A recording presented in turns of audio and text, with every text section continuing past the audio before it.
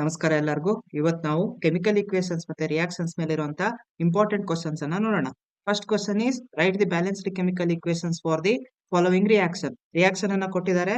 ನಾವು ಅದನ್ನ equation form ಗೆ ಕನ್ವರ್ಟ್ ಮಾಡಬೇಕು. First one is calcium carbonate giving the calcium oxide and carbon dioxide. Calcium carbonate ಅಂದ್ರೆ CaCO3, calcium oxide is CaO and carbon dioxide is CO2.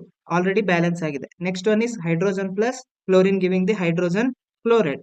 Hydrogen ಅಂದ್ರೆ ಏನ್ ತಗೋಬೇಕು? Molecular formula ತಗೋಬೇಕು, H2. Chlorine is also Cl2 giving the hydrogen chloride is HCl. ಇವಾಗ ನೋಡಿ, product ಅಲ್ಲಿ ಒಂದೇ HCl ಇದೆ ಅಥವಾ ಒಂದೇ ಕ್ಲೋರಿನ್ ಮತ್ತೆ ಒನ್ ಹೈಡ್ರೋಜನ್ ಇದೆ, ಬಟ್ ರಿಯಾಕ್ಟೆಂಟ್ ಅಲ್ಲಿ ಎರಡು ಟೂ ಮಾಲಿಕ್ಯೂಲ್ಸ್ ಇದೆ. ಸೊ ಪ್ರಾಡಕ್ಟ್ ಅಲ್ಲಿ multiply it by 2. Now the reaction is balance. Next one is magnesium plus hydrochloric acid giving the magnesium chloride and hydrogen. Magnesium ಅಂದ್ರೆ ನಾವು elemental formal ತಗೋತೇವೆ Mg, hydrochloric acid is HCl, and then magnesium chloride already know MgCl2, and hydrogen is H2 in the molecular form. But product ಅಲ್ಲಿ ಎರಡು chlorine atoms ಇದೆ. So reactant ಅಲ್ಲಿ HCl ಗೆ ನಾವು multiply it by 2.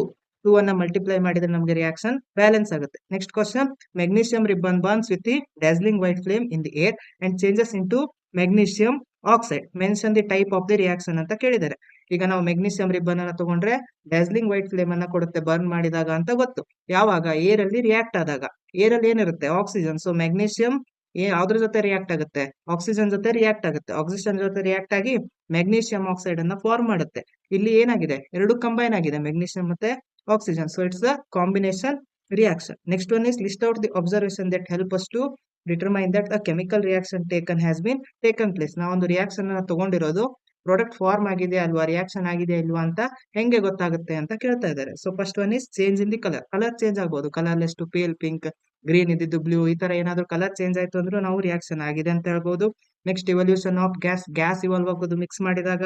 Next change in temperature, mix ಮಾಡಿದಾಗ temperature change ಆಗ್ಬೋದು. Solution heat ಆಗ್ಬೋದು, like sodium hydroxide in the water, solution heat ಆಗುತ್ತೆ, ಅವಾಗಲೂ ಪ್ರಾಡಕ್ಟ್ ಫಾರ್ಮ್ ಆಗಿದೆ ಅಂತ.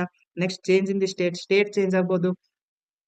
ಸಾಲಿಡ್ ಇದ್ದಿದ್ ಲಿಕ್ವಿಡ್ ಇದ್ದಿದ್ solid, and then it will turns to gas ಅಂದ್ರೆ ರಿಯಾಕ್ಷನ್ ಆಗಿದೆ ಅಂತ. Next chemical equation have to be balanced. ಯಾಕೆ ಅಂತ ಕೇಳಿದ್ದಾರೆ. ರಿಯಾಕ್ಷನ್ ನ ಬ್ಯಾಲೆನ್ಸ್ ಮಾಡಬೇಕು ನಾವು ಅಂತ.